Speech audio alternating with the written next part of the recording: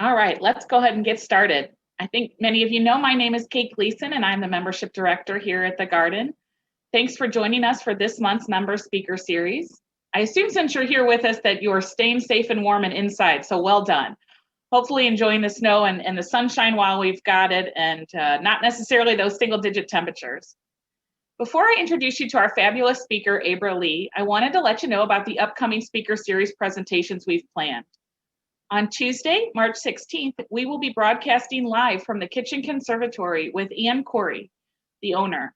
Ann will be leading a cooking demonstration with parsley as the main star. Parsley is the 2021 Herb Society of America's Herb of the Year and will be a featured item at this year's annual St. Louis Herb Society sale. This year's sale will take place online with exclusive ordering for Garden members starting on March 26th. Registration for the speaker series is available now on our website, and all the details about the herb sale will be included in the next issue of your bulletin, which should be arriving to you near the end of the month. Our April speaker series is also a special one. We will be welcoming Garden President Emeritus Dr. Peter Raven for a conversation about his long career as a scientist and conservationist. Dr. Raven is joining us to mark quite an achievement, the publication of his new autobiography, Driven by Nature.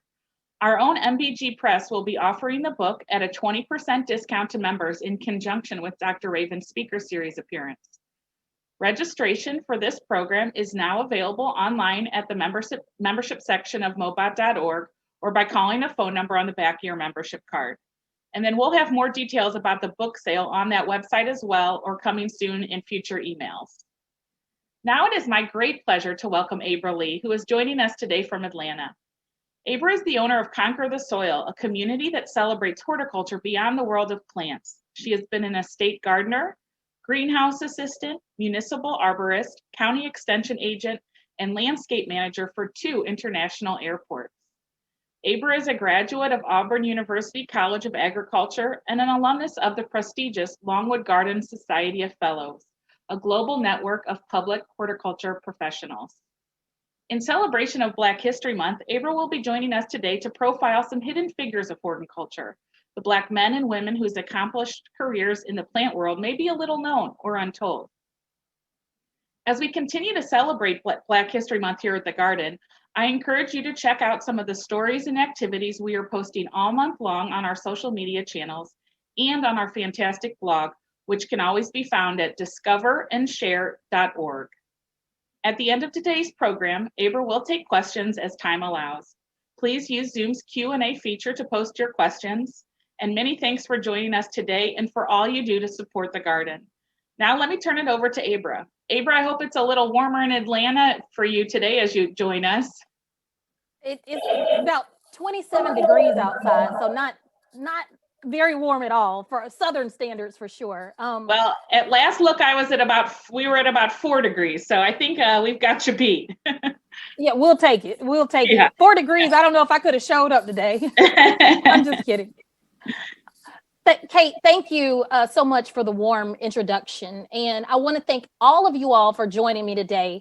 The title, Lift Every Voice, is obviously a nod to the poem written by James Weldon Johnson, the civil rights activist, businessman, COO of the NAACP, whose famous words were put to music by his brother, J. Rosamond Johnson, who was also an activist and a performer. And the goal today is to share with you some people who I feel paved the way for my horticulture career, my ancestors, and honestly yours too, because Black garden history is American history. So I want to lift their voices today. You are going to see some people that are incredibly familiar to you. And if you've followed me long enough, you may know these people, and there may be people that you've never seen before, but nevertheless, I am incredibly endeared to them, and I hope that you are as well. And hopefully this will be something educational and fun for you today. So we are going to go on and get started.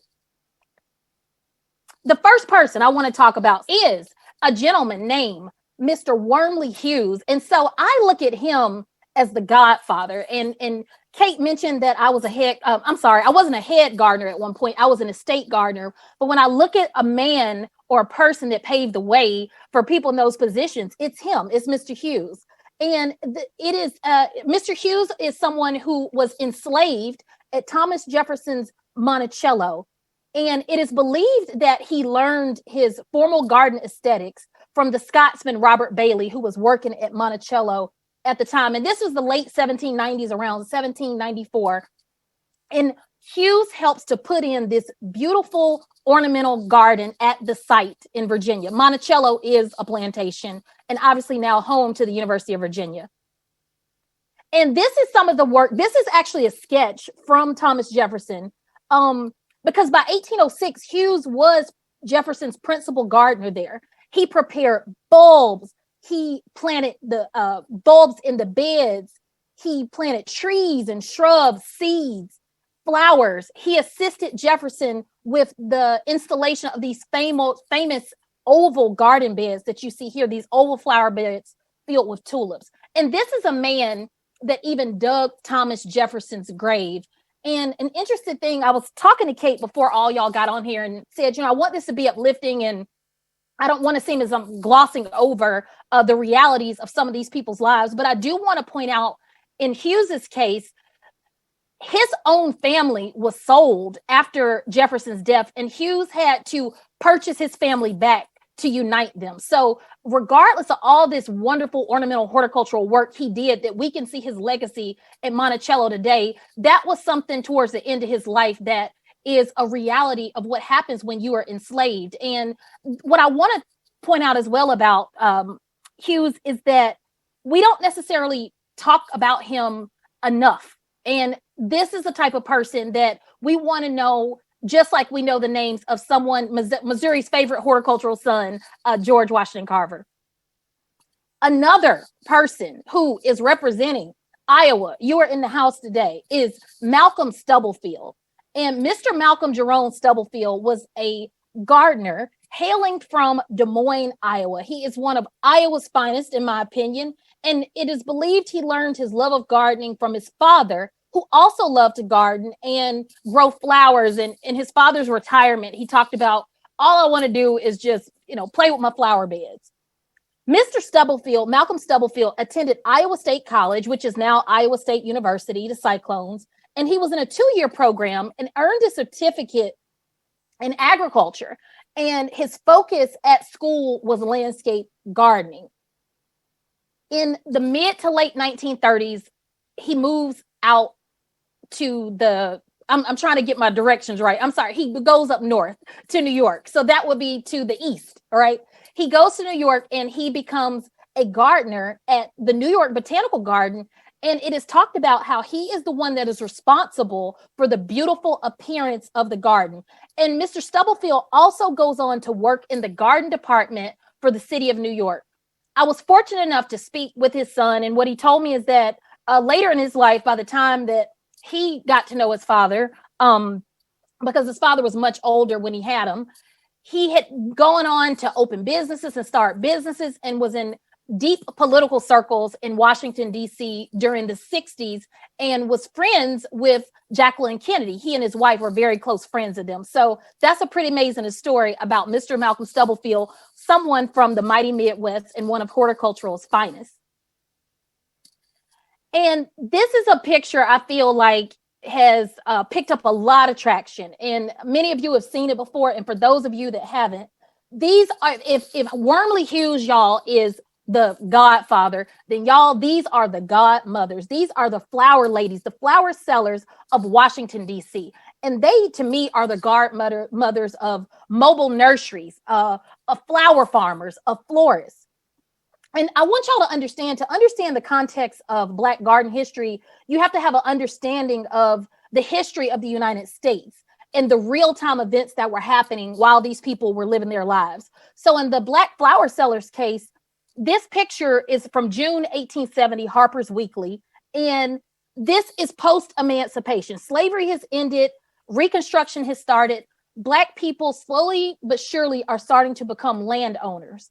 And in places like DC, these women are the ones who come into the city with their horse-drawn wagons and bring plants with them and really, really look at the picture. You see cut flowers, you see potted plants, you see arrangements, you see what the women are wearing. And this was all detailed by the sketch artist at the time. They brought in trays of flowers and plants in clay pots. They brought in these baskets. They were filled with bouquets. They were killing the flower game in DC.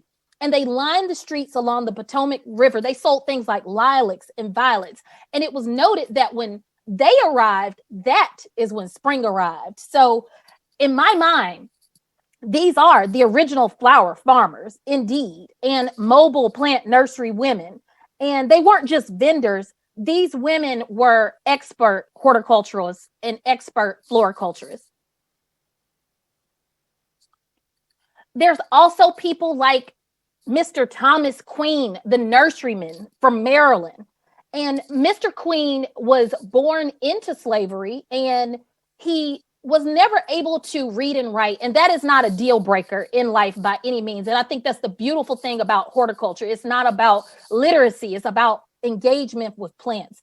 And what Mr. Queen did is that he sold potted plants and cut flowers out of his greenhouse in Maryland. Things like asters. He sold salvia. He sold ferns. And in this picture, it's very grainy, but you know what? Let me tell you why. In this picture, it's from 1920, and the man was 86 years old at the time of this picture, still out here in his greenhouse, still out here selling the plants in these streets. He got his start in the nursery business. Very much, if you've seen the documentary A Man Named Pearl, it almost sounds very similar to that story. And what Mr. Queen did, he was started in the nursery business by picking a piece of geranium cutting and some other plants out of an ash can.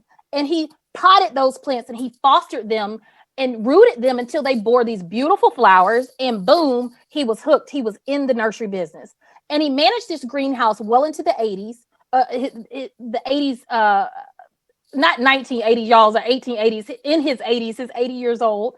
And he sent plants to Baltimore, Annapolis, and one time he was even a gardener at the State House in Maryland. So I just cannot imagine the type of stories that Mr. Thomas Queen could tell us, or what we would know from him if his story had been better documented in time. Then these ladies are probably pretty familiar to all of us, especially if you've been down to the beautiful Charleston, South Carolina. This is a picture from the 1930s, a Technicolor picture of the flower vendors. So you saw the godmothers in DC, and these are the descendants, the goddaughters. And an interesting thing about Charleston is that to this day, you still see not many, but you will still see flower vendors on the street there.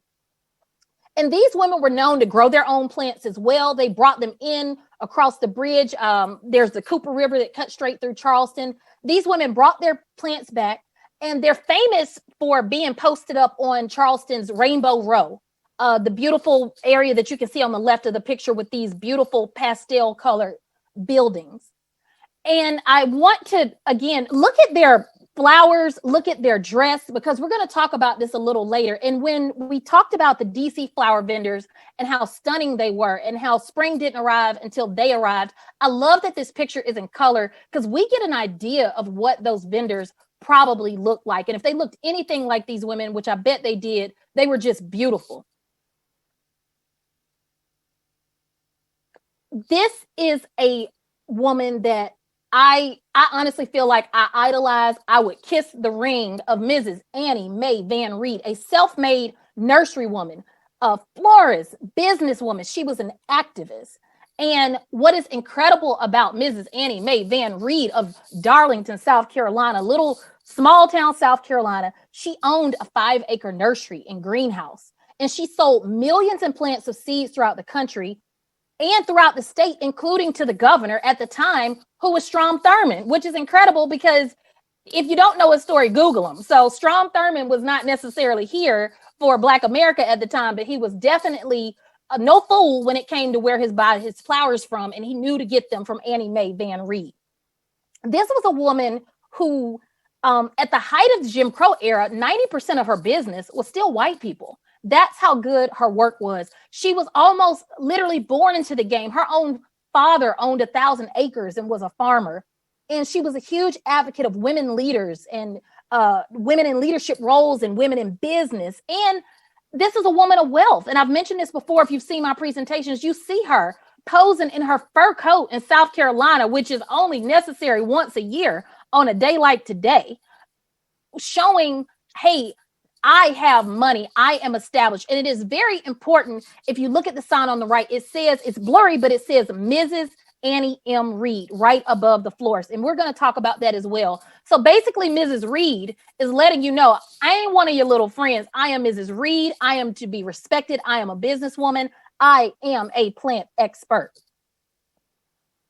Another woman who doesn't seem to get enough of her just due is Mrs. Blanche King Hurston.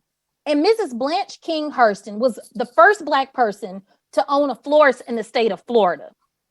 And it may be arguable, maybe it's just the first Black person to own a florist in Jacksonville, Florida, but the record shows that it's the state of Florida. And her florist was called the Evergreen Avenue Florist. It opened in the 1920s.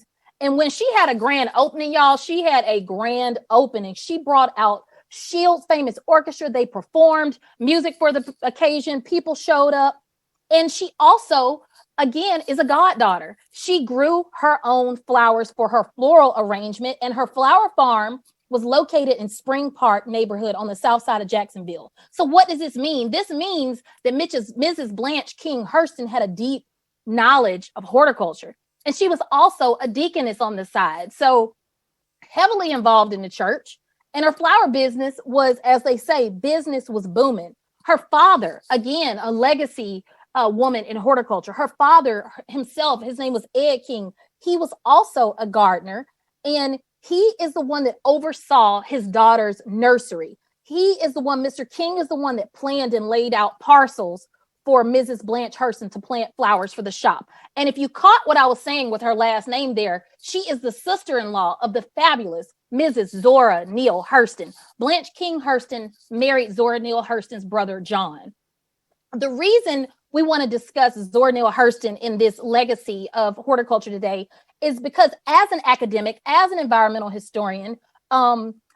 Diane Glave writes about Hurston and her story, The Gilded Six Bits. And in it, what Hurston does is that she does something pretty phenomenal for the time in the 1920s. She describes an African-American vernacular garden in detail. And she describes it in a beautiful way because most of the time it's written about is in a very dismissive way, almost like it's this junk garden, something to be hidden, something of a person who lacks skill. And the way that Mrs. Hurston writes about it in this story, Zora Neale Hurston, she speaks about it in The Gilded Six Bits as this front yard that's parted by a sidewalk. And she says it's edged on either side with quart bottles, and they're driven neck down into the ground on a slant. And she also talks about these homey flowers that are scattered in a helter-skelter way. They're just very messy. And she talks about Black people decorating their decorations and creating these small dramatic scenes with statuary. So exactly something that you would see, I certainly grew up seeing in rural areas in these vernacular gardens. So we thank Zora Neale Hurston for documenting Black life at the time when really few people honestly were. And when they were, they weren't doing it in a positive way. Then we have Kansas City, Missouri. You are in the house today. Missouri, stand up. It is the queen herself, the first Black florist west of the Mississippi, Mrs. Bessie Weaver. And this is a woman who was heavily involved in business leagues for Black women. She encouraged them to open their own flower shops. And she didn't just encourage them, y'all. She taught classes on how to do it. She was an activist for women, for Black women. And again, almost like the story of Thomas Queen, she was honest about her starting a business. She was a laundress. She was washing clothes. And she saved her money and started propagating her own geraniums. And she was known for her design portfolio and these beautiful floral creations that she delivered throughout the Kansas City area. And she was known for her mixing of colors. And like Mrs. Reed of South Carolina, this is a picture of Mrs. Bessie Weaver on the right. She's got on the Black outfit with the two white flowers. And the lady in the white shirt is interviewing her. And she is at the International Florist Association. So this is an association that Black people put together when FTD refused to move their flowers around the country. And Mrs. Weaver is voted the mother of the organization. And I've talked about this before. If you know anything about Black churches and church mothers, if you are voted the mother, you are untouchable. There is nobody who is bigger and better and badder than you. So Mrs. Bessie Weaver has a multiple decades long career. We're looking at a 40, 50 year career in the floriculture business. Also from the mighty Midwest is Mrs. Dora Atkins. Actually, her name is much longer than that. I forget to say this all the time. Is Mrs. Dora Oma Atkins Powell Blackburn. Okay, so that is her whole name. Dora Oman Atkins Powell Blackburn. She is a botanist by trade. This is a woman that graduated from Butler University with a degree in botany, and she got a botany degree because she wanted to better understand the science of flowers. Not only was she a business owner in Florida, she was also a civic leader in Indianapolis, Indiana. And in 1921, she took over the Atkins Flower Shop upon the death of her parents. They died separately, but they died relatively within a close time of each other. And this is a beautiful ad that she ran in the paper representing her flowers. This was one of the first Black-owned shops in Indiana. And she operated, again, like Mrs. Weaver, like Mrs. Reed. Mrs. Atkins owned this shop for over 50 years. I think it's 56 years to be exact. So botanist, florist, businesswoman, civic leader, Indianapolis icon, Dora Atkins Blackburn Powell. And the one, the only, Mahalia Jackson, the only woman to speak at the March on Washington. And the famous story goes that Mahalia Jackson is the reason that we all know that I Have a Dream speech today. And Dr. King was at the March on Washington, and he's given a speech, and it's going okay. I mean, it's Dr. King. You know he can rile up a crowd, but Mahalia Jackson is the one that says, "Tell him about the dream, Martin." And he starts telling the crowd about the dream. I have a dream today, and the rest is history. Well, Mrs. Jackson, the greatest gospel singer of all time, born in New Orleans and gains fame in Chicago because of her beautiful, beautiful voice, starts as a very successful businesswoman and starts a florist shop. And the deal was, if you bought flowers from Mahalia's House of Flowers, that's what it was called, her floral shop in Chicago, she would sing at your funeral, which is an incredible deal to take. And I tell this all the time. I would die right now if I knew Mahalia Jackson would come sing at my funeral. I might just take myself out. That is just such an incredible arrangement. But just think that you could walk into a flower shop and see Mahalia Jackson doing some work. And she wasn't necessarily the best florist, but she was a wonderful businesswoman. And I think that it is so appropriate to associate her to horticulture because of this work that she did. Now, I want to talk a little bit about plants men and plants women. And the gentleman that you see on the left is a man named William Lanier Hunt. Bill Lanier Hunt is what he went by, Bill. And he's not a Black man, he's not a brother, but it's important that I bring him up in this lecture today. And he gives a lecture in the 1950s, I believe, and he talks about that it is the Black gardeners who preserved the rare old flowers, those heirloom flowers, when the Civil War was over. And it was the formerly enslaved Black people who went back into those homes that had been burned and deserted in the South and saved the plants. They saved the seeds, the roots, the cuttings. They did the propagation work that saved, when we think of all these heirloom roses and daffodils, perennials to this day.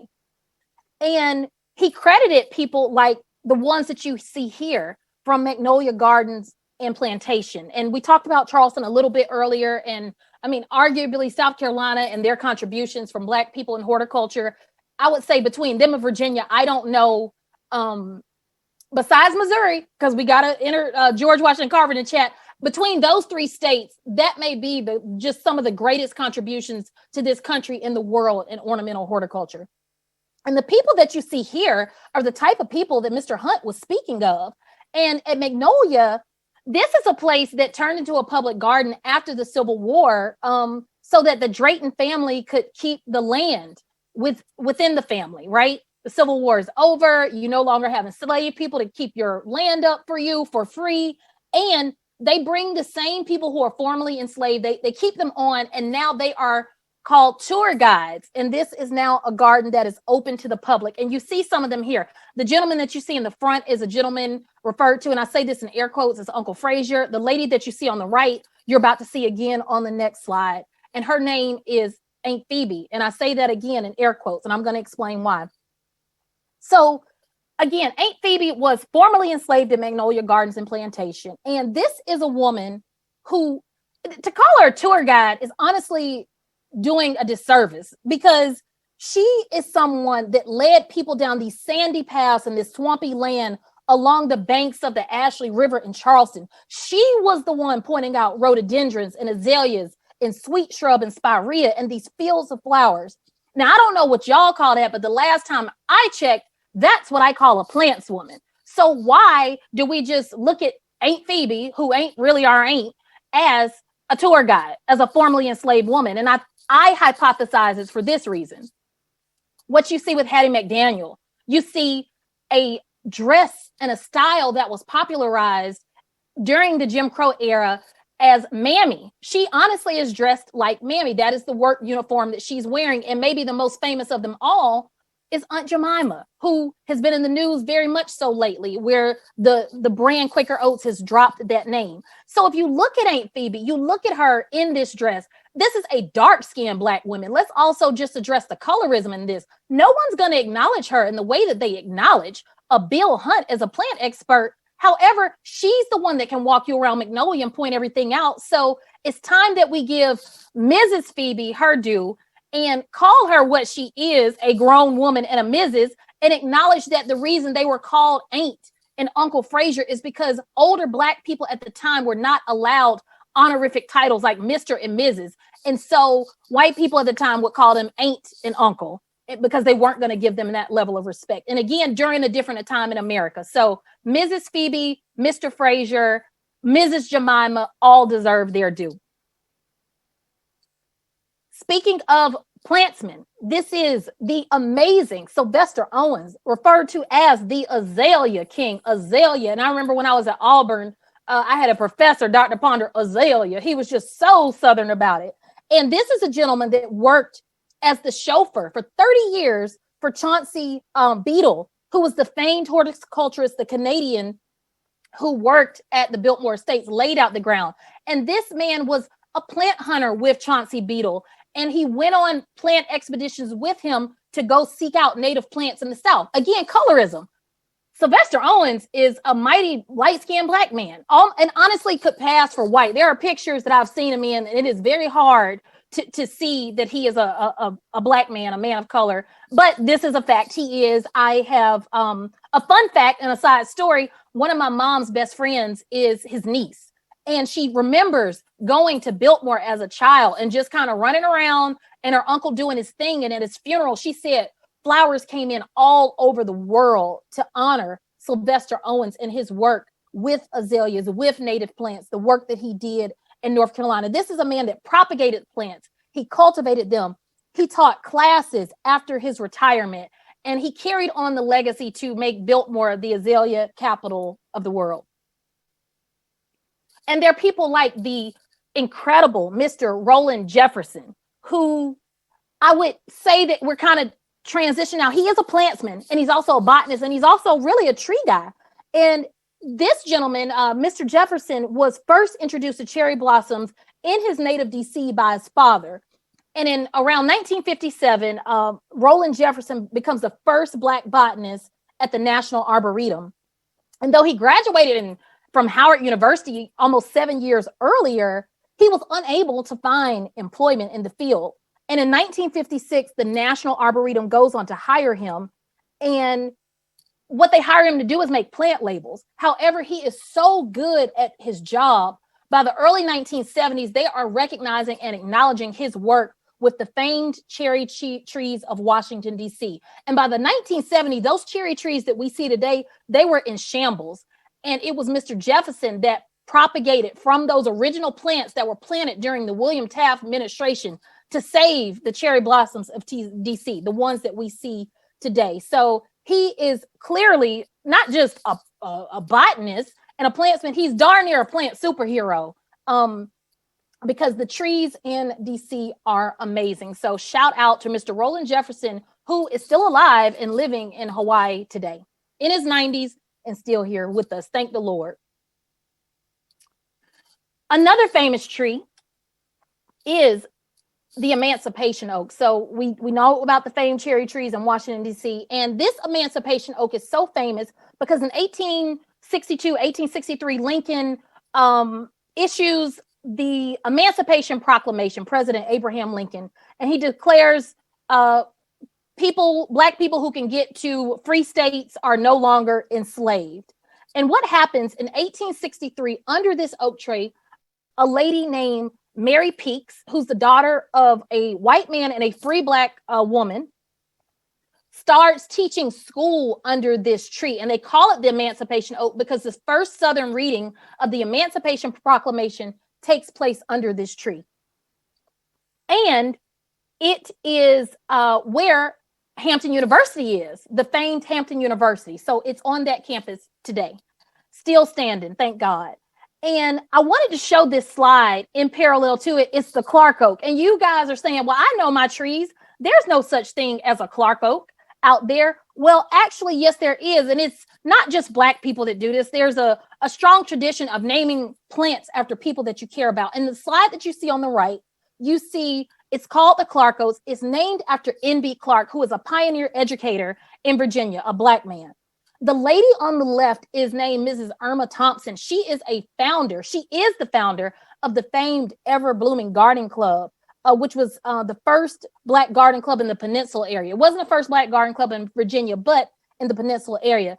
And she's with one of her club members, a lady named Elizabeth Hines. They're both educators, and they have planted this Clark oak at Booker T. Washington School. And what they do is that they say that it symbolizes development and good character and knowledge. Well, the thing about the Clark oak is that it was rooted from a seed of the Emancipation oak. So they took these seeds, they got them to grow to seedlings, these little acorns, and they planted that tree at the Washington School and named the Clark oak a descendant of the Emancipation oak for N.B. Clark. This gentleman is named Mr. Ralph Elwood Brock, and he is the first African American forester in the United States. He got his education in Pennsylvania, and at the time it was called the Pennsylvania State Forest Academy, and it was in Mont Alto, Pennsylvania. And he enrolled in 1903, and when he enrolled, there were 13 students in his class, and only 6 ended up graduating, and Ralph Elwood Brock was one of them. He went on to be a superintendent of the nursery in Mont Alto for a number of years, and he was known for his, quote, intelligent and what they call indefatigable work. And in his career, he goes on to be a consultant. He's a contracting forester in Westchester, Pennsylvania. And he has a distinguished career, not just in public forestry with the University of Pennsylvania, but also in private forestry. He specialized in estate gardening, and he specialized in things like orchards and landscaping. And in the year 2000, the Pennsylvania, the Natural Resources Department there, I think it's called the Conservation Department, they renamed the South Mountain Seed Orchard to the Ralph E. Brock Seed Orchard. So thank goodness that he is recognized in that state today for his contributions as the first Black forester in the United States. And things weren't easy for him. He had a time of it and a go of it, but he is a champion of trees in America. Another tree champion is actually, I should say Colonel. You see this man in his military uniform. I'm so used to saying Mr. and Mrs. Colonel Charles Young. This is the first African-American to serve as superintendent for a national park. And Colonel Young and his troopers were part of what was called the 9th Cavalry, and they managed the lands of Sequoia National Park in California. And again, these folks weren't just anybody. The 9th Cavalry were the Buffalo Soldiers, the iconic Buffalo Soldiers. That is the troops that he was in charge of. And they built roads and they built trails. And the things that they built were so well constructed, they are still in use to this day. And I don't want to be dismissive of his career as he was just a park supervisor, because he wasn't. That was actually a very short glimpse of his life. He was a man that flourished in foreign languages. He flourished in music. He helped Wilberforce University establish his own band. This man graduated from West Point. And when I say he wasn't just anybody, I mean it, y'all. This is a picture from his funeral at Arlington National Cemetery. And you can see thousands of people showed up. This is a man who was friends with people like Dr. W.B. Du Bois and the great poet Paul Laurence Dunbar. So Colonel Charles Young, we thank him, we lift his voice, we speak his name. Now we're going to the north, and it is Harlem, New York, and it is a jumping happening time. You can see all the folks outside of the famous landmark theater, and it's called Lafayette Theater. And what happens is that this is a place, at the time, it was a favorite gathering spot for Black people who were in that industry. And they would gather under a particular tree and hope that they were chosen to dance or sing or act for these shows at the Lafayette Theater, because obviously they had a big audience. And the tree was eventually cut down by the city of New York.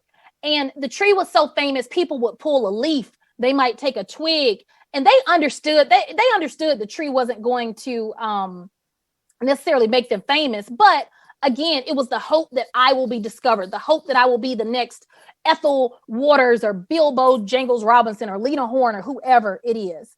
And here's a picture on the left. You see these young little boys in Harlem. And it's a very rare photograph of them looking at the leftover stump from the Tree of Hope. So what happens is that a gentleman named Ralph Cooper, after the tree is cut down, they also called him Dark Gable, like Clark Gable, because he's a handsome guy, kind of debonair, if I do say so myself. And he's very aware of this tree. It meant a lot to him too, as a famous performer back then, a Black performer. And so he takes a piece of the stump and has a stagehand at the Apollo Theater shellac it and put it up on a platform, this plinth. And that is the stump that is placed at stage right at the Apollo Theater to this day. And before performers go on stage, they rub the Tree of Hope for good luck. This is the same tree that many, many Black performers before them stood under. So when we talk about trees, we have to talk about these legendary trees that are so important to the folklore of Black America and honestly of the entertainment industry in America. Then I want to talk a little bit about academics in horticulture and people like Booker T. Washington, who was indeed a controversial figure in his day. And he was challenged many times by people like W.B. Du Bois, who pointed out, and honestly, rightfully so, that he is one of the reasons that segregation was so popular in the Southern states. And he believed in very much that vocational education would be a great thing for Black people because it allowed them to serve white America. Now, with that being said, this man is still the Wizard of Tuskegee, and I will never, ever not acknowledge the work that he did. I'm just acknowledging that he is a controversial figure for his leadership and for his interaction with white America and us looking at us as subservient in these roles. And what he does is that he's a student at Hampton. Booker T. Washington is born into slavery, and he goes to Hampton, literally walks to school, literally walks there from West Virginia, works at night, sweeps the floors, and becomes the most incredible, intelligent student out of that university, a great orator. And when a new school is opening down in Alabama, Booker T. Washington is handpicked to be the leader. And that school that you can see in the picture here is Tuskegee. And what he does is that he assembles a dream team at Tuskegee, and honestly, a dream team of horticulture. So who were some of that people on the team? Now, I was telling Kate when she introduced me before y'all got on the call, you're not going to talk about Texas and not talk about Mrs. Beyonce Knowles Carter. So you know I'm not going to talk about Missouri and lifting voices and not talk about George Washington Carver. It just doesn't happen. The greatest horticulturist of them all, the GOAT, as people would say. And Carver joins the staff at Tuskegee per Washington's request. And I love this picture of Carver because so many times we associate him with the peanut man and what he did for the sweet potato and cotton. And these things are all true. And he also was a phenomenal artist. That's what he wanted to be in the first place, was an artist. But he knew that work in agriculture would help him help his people. And Washington directs his faculty, including Carver, to teach their community and teach them these agricultural skills so they can go spread it and make something of themselves. And this is one of the things that Carver drew up. It's called the Jessup Agricultural Wagon. And this was a horse and buggy wagon that eventually became a vehicle that was pulled around and was the start of the mobile extension service. So I know that we give the credit of the extension service to the Land Grant Act and the University of Georgia and blah, blah, blah. But let me tell you, it is a carbon copy of what Carver and Washington came up with at Tuskegee. And the first Black extension agent was a man named Thomas Monroe Campbell. He was a protege of George Washington Carver, and he studied at Tuskegee, and he wanted to bring modern agriculture to rural farmers. Mr. Campbell was from rural Georgia himself. And in 1905, he was appointed to this extension service. And what does he do? He heads this movable school, and you saw the picture before that Carver drew, and literally this is the Jessup wagon, and it looks just like the picture. And this was built, of course, by the Black students. And on that truck, you got seeds, you got fertilizer, you've got the plow, you've got all the necessities you need to start a farm. There was also on this dream team in the house that Washington built, the Wizard of Tuskegee himself, Mr. David August Williston, the first Black man to graduate from Cornell with a degree in agriculture. And his professor there was the one and only Liberty Hyde Bailey. And Washington and Carver tapped Williston to come down to Tuskegee and teach, join the faculty and teach horticulture there. And he teaches at Tuskegee for around 27 years, close to 30 years. He works with the first Black architect, a man named Robert Taylor, the first Black architect. He graduated from MIT, the Massachusetts Institute of Technology. And some of Williston's early work was to lay out these alleys and trees and reinforce the formal structure of the Tuskegee campus, which you can see in the picture here. And he goes on, Williston does, to serve as superintendent of buildings and grounds at not just Tuskegee, but other HBCUs and land grant colleges. And he owns his own landscape architecture firm in Washington, D.C. He works at Howard. He works for Air Force bases, and he lives into his 90s doing this work. Also, from the house that Carver built and Washington built is a man named Edward Price. This man comes to Tuskegee because he wants to learn from George Washington Carver himself. That is why he packs up his bags and goes to Tuskegee in the first place. And by the time he gets there, Carver is no longer teaching, so he works for him as a student assistant in another capacity.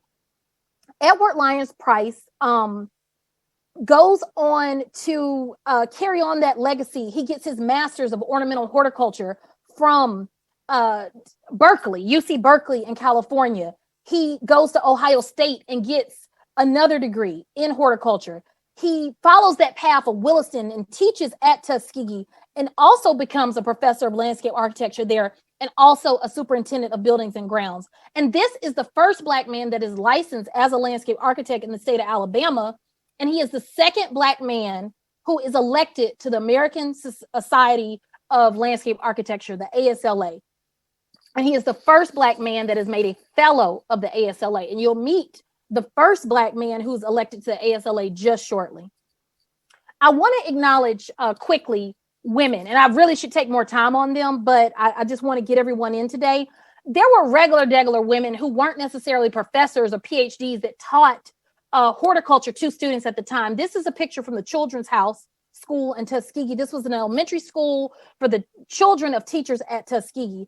And in his book, Working with the Hands, Booker T. Washington talks about owing a great deal of his success to his knowledge of outdoor life and plants. And he discusses about how when you write a letter, if you leave a letter and walk off from it, nothing changes. But a plant, no matter what happens, some change has occurred in the night. And you can see here this teacher, this Black woman, and the students attentively paying attention to this lesson on the pine tree. So who knows what other type plants they were learning in their life. But I want to acknowledge that these Black women and the work that they did in horticulture, in ornamental horticulture at the turn of the century. There were also people like Mrs. Margaret Murray Washington, who you see pictured here. And this was her class, and it was called Outdoor Work for Girls. And in this class, these were Black women who were working on skills such as floriculture, shaping beds, landscape gardening. And they were the ones that took away the stereotype that this outdoor work was degrading to Black women. Mrs. Washington almost made it, dare I say, a cool thing. So what the work that they did is what we call landscape beautification today. So we honor Mrs. Margaret Murray Washington for her work in horticulture. And also people like Carrie Steele Logan, who was an orphan herself and had an orphan home in the city of Atlanta. And when a reporter came to do a story on her about the home, what they noted was how beautiful the landscape was and how this pretty little cottage in Atlanta had violets and chrysanthemums and vines going across the front porch. And they even made a point to illustrate the children doing the garden work. And you can see that in the lower corner of the picture. And people like Carrie Steele Washington, Carrie Steele Logan. I'm saying Carrie Washington like the actress, y'all. But Carrie Steele Logan is a Black woman that was teaching these horticultural skills that doesn't necessarily get her due. She was teaching a lot of things, but this is the unsung grandmama. This is the unsung little old lady down the street that teaches you the gardening. Everybody doesn't learn it in a classroom. Some people learn it from people like Carrie Steele Logan. Then again, Missouri has re-entered the chat. This is Dr. James N. Freeman, and he founded the agriculture department at Lincoln University in Jefferson, Missouri. And this was around 1938, I believe 1939, if I remember correctly. Dr. Jefferson attended Hampton, he attended Iowa State, and he also earned his PhD from Cornell.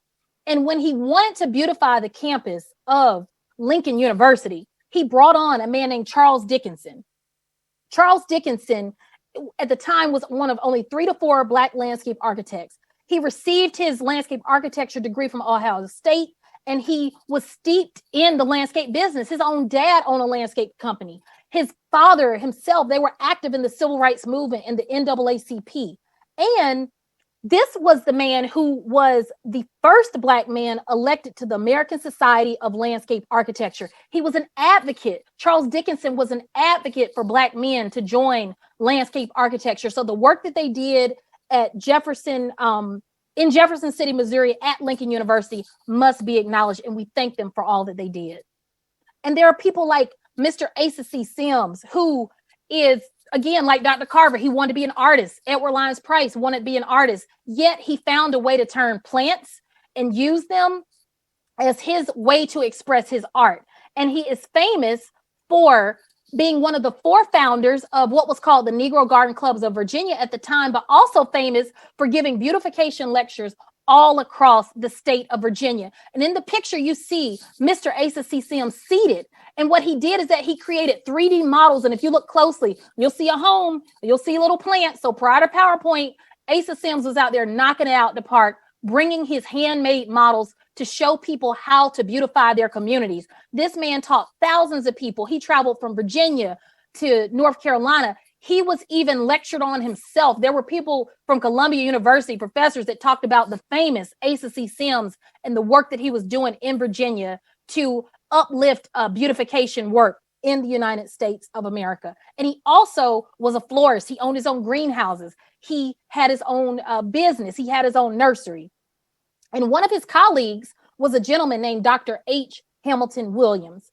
Dr. H. Hamilton Williams, again, legacy gardener. I've said that so many times today. So again, we're not new to this. As I say, we're true to this. His mother was a florist in Roanoke, Virginia. H. Hamilton Williams graduates from Hampton.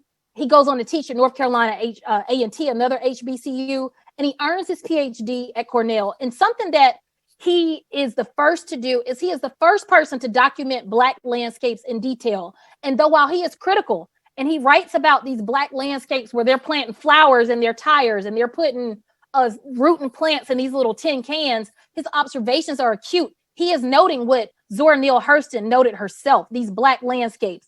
And this is a man that is traveling across the South in the 1940s, literally using a map just like this one, this Eastern Road trip of Texaco, in sundown towns, recording Black landscapes. And he does this for a few years, and he uses it as his thesis at Cornell. He also goes on to be the editor of the handbook for the Negro Garden Club of Virginia. So H. Hamilton Williams, we cannot discount the work of Dr. Williams and what he did for not just people in Virginia, but for the horticulture field as a whole. A lot of details about his story we can't get into today, but somebody's name we must acknowledge and uplift. Then I want to talk about briefly, I talked about these Virginia Garden Club ladies, but we're in the Midwest today, so I want to point out this one particular club. This is Mrs. William Robinson, you see on the left. She is a member of the Town and Country Garden Club out of Milwaukee. And she is showing off her ribbons, honey. She has won 11 ribbons at the 1959 Wisconsin State Fair, all related to her horticulture work. And she's showing them to one of her club members, who I'm going to show you a picture of a little bit later. Now, this is a woman who's an attendee, a guest of a Town and Country Garden Club show. And look at how intently she's looking. These women meant business. They had super high standards for what the work that they did in their floral club. So the lady that you see with the hat on in the picture with the lady who's showing the ribbons, I want to show y'all her. Her name is Mrs. Artie Halyard, and she is from Milwaukee, Wisconsin, and she was known for making floral arrangements like this one, which show how color barriers are broken by Black people. And she preferred to make her flower arrangements in these small groups because she felt like most of us are amateurs in the first place. So why not learn more, start small, and deliver in that way? So the famous Garden Club ladies, they weren't just in Virginia, they weren't just in Georgia, they were also in places like Wisconsin. And I know I'm a little bit over time and I apologize, but I'm going to finish in 5 minutes tops. I want to introduce to you, for those that don't know, again, from Iowa, Atris, also known as Addie, and Lottie Stepp. And they ran this melon farm. The farm starts in their family in the 1800s. They had this melon farm for over 100 years. And the Stepps stated on record that for over 60 years, they never missed a day of eating cantaloupe in the morning. So I guess that's the secret to longevity and to running a successful 100-year-old watermelon and cantaloupe farm. Places like Iowa State would come to the Stepps because they wanted them to test out new crops. And they even had their own beehives to pollinate their crops. So though the farm is no longer in the family, it is under new ownership. The Stepp Melon Farm stand still exists today. Again, I'm not going to talk about Texas without Beyonce. You are not going to talk about Missouri without the expert horticulturist, entrepreneur, born into slavery, and the first Black man to teach at the University of Missouri, Mr. Henley Kirkland. And famous for these super cute garden pictures he took. Look at this little girl and this dog in the other picture. I just can't even deal. Famous for the celery that he grew, the strawberries that he grew, the fruit and vegetables that he was able to grow. And I'm going to put this link up here because on February 24th at the University of Missouri, on a live stream, the Henry Kirkland Plant Sciences Learning Lab will be dedicated at 2 p.m.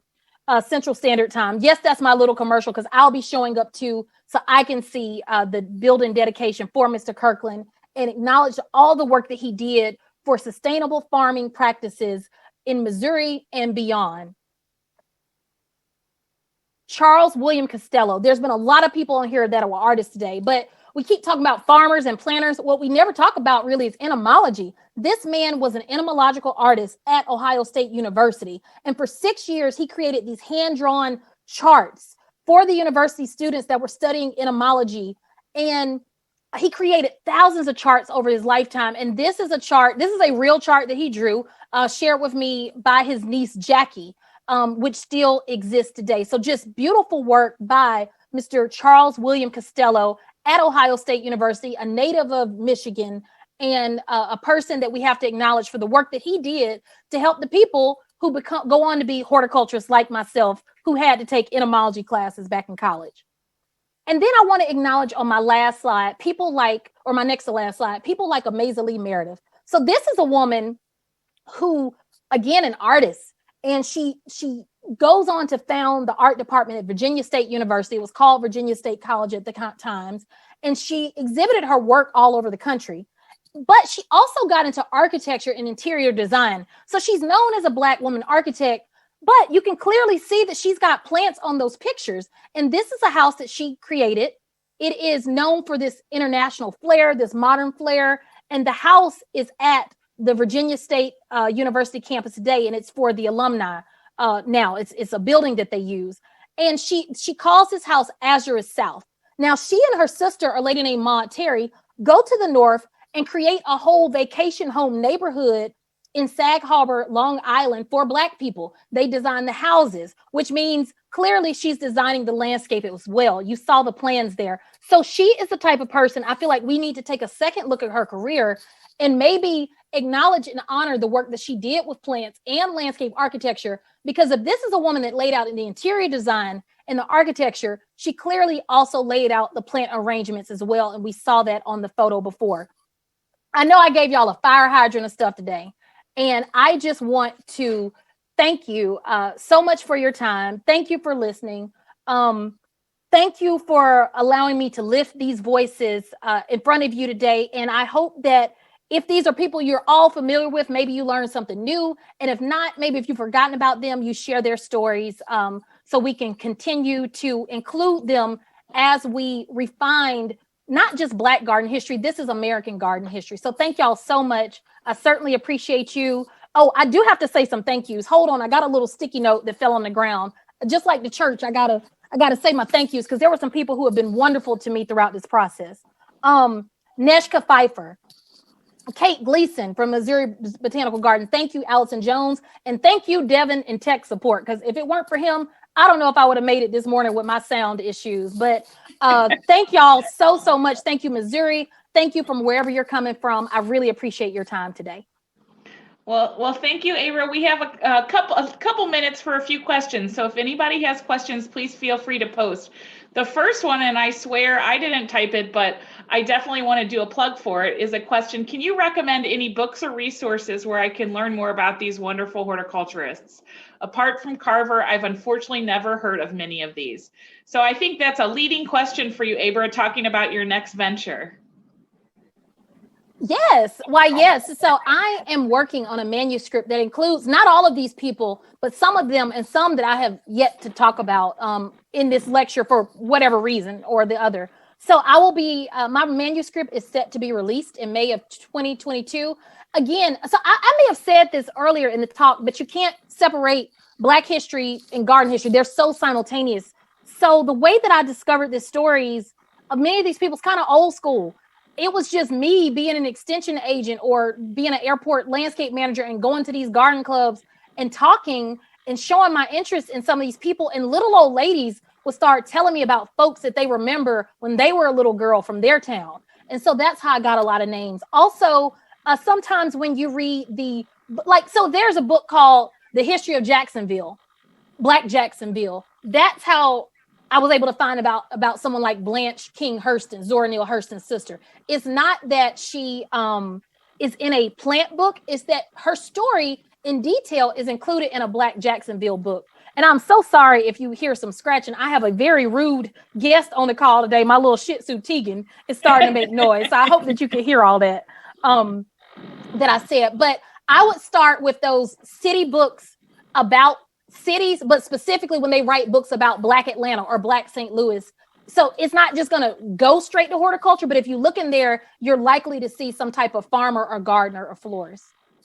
Great. Well, and along the lines of your book, talk to us a little bit about your book, your plans for it. I understand you're working on it now, when it might be published. Yes. The schedule date is May 2022.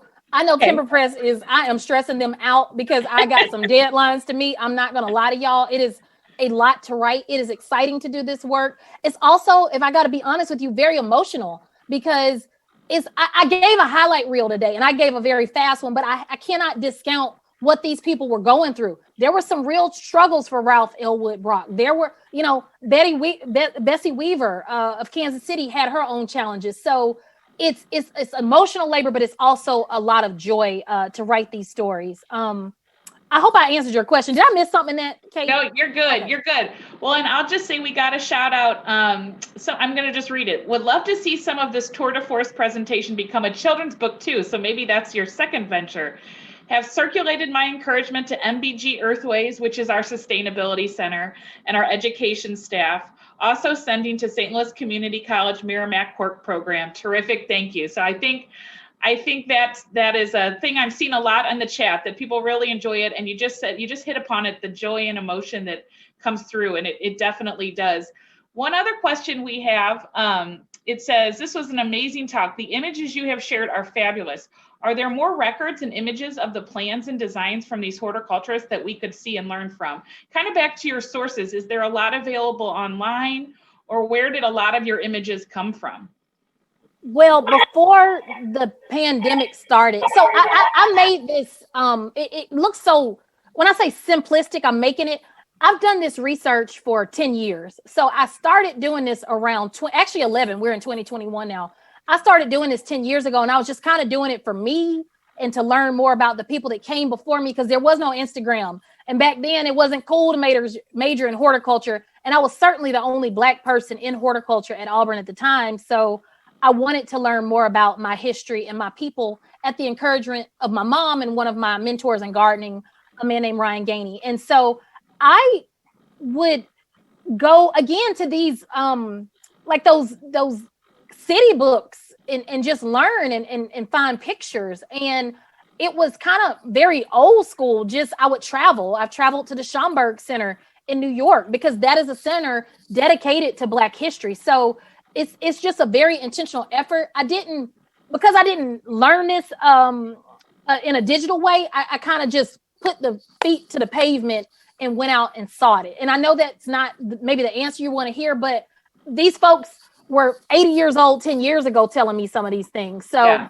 I didn't learn it on Google back then. And that's how I was able to acquire some of the images. So that's just what I was able to do. In terms of images of their work, there are absolutely some images of their work.